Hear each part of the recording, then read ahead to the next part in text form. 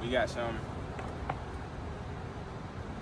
a tomato, an onion, avocado, and olives with a little bit of salt and some cayenne pepper.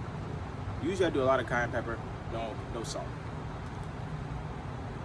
But I still believe in the myth, if it is a myth, of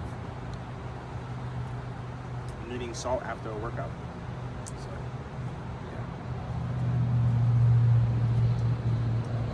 Oh, I can't forget the wooden spoon. It's a must.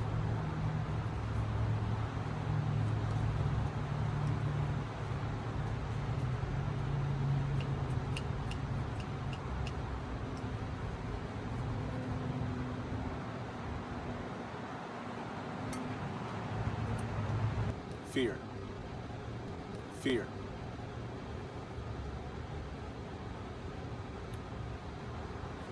Fear is basically wanting to do something intentionally, and then you don't do it.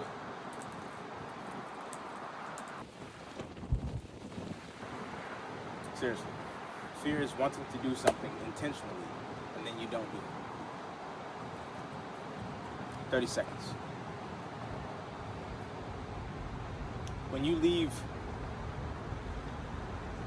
pack your bags, get up out of there, your crib, and you have intentions on doing something, right? For example, let's say you have the funds, you want to make your favorite dish, right? You want to make your favorite dish, or you want to make some cookies. You have the money, you have the funds. You have the intention. You go to the store, you're about to buy them, and then something says no and you don't do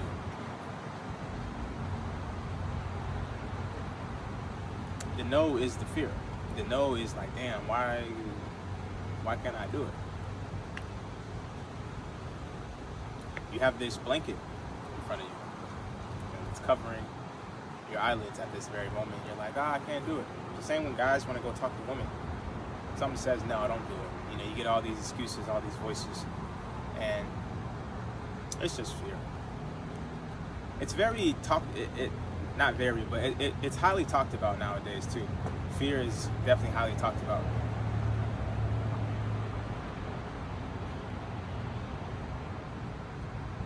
It's something that can leave you. It can leave you not wanting to explore anymore. You know, you have some people who take the risk, to go travel, Cuba, Hawaii, South America, Brazil, Argentina, Colombia. Some people don't, but they have intentions on wanting to do that. They had intentions, fantasies, and desires. They're just waved off intentions. You know, it's like you're a GM of an NBA team, and you have a couple guys who have the most potential on the team, but they just don't commit to doing anything. You got to waive those guys. They don't have any type of real intention. Every time their intention comes through, they block it with fear. You put a blanket over it. Can't even keep going, bro. You know, it's the same with women. And like I just gave you another example of the GM. You're a GM. You have four guys who have the height, the build, right? They got the skill set. You know what I'm saying? They got the skill set, but they don't do shit. They just want to show up and say, yeah, I deserve it. But really, they're in fear. They are in fear of what is to come. Like I said, they have the skill set. They have the build. They got the, they got the height. But they're in fear of what is going to happen. They don't know what's going to happen. They don't know if them playing ball at this next level is worth it. Some people don't think that them taking that trip is going to support their lifestyle. they put fear, and the fear has something on it. Right? There's something on the fear, and I mean that in the definition way. So when you talk about fear, fear just doesn't exist in a blank space. Fear exists in an excuse or in a fearful, not fearful again, but a frightening way.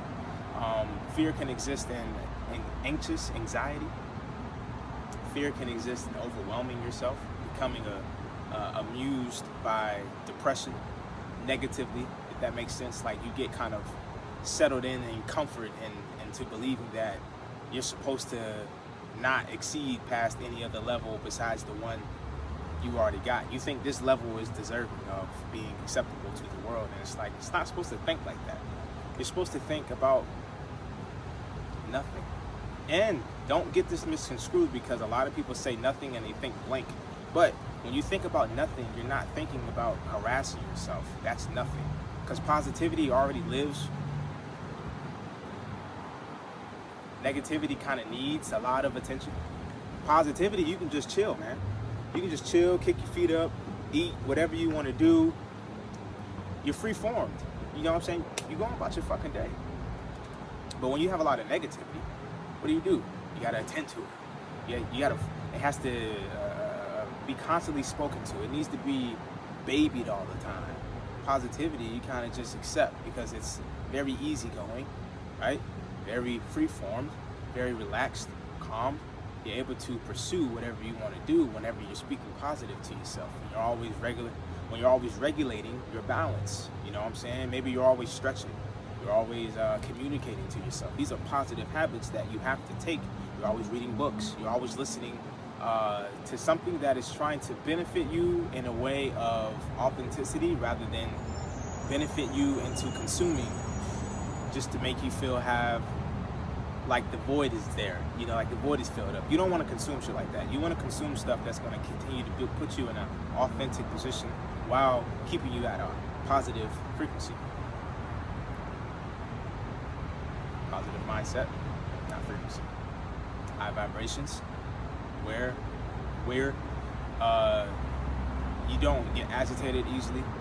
You become strong mentally, obviously. This is all mental strength that I'm speaking on. It's all mental strength. And like I said, when you deal with the negativity,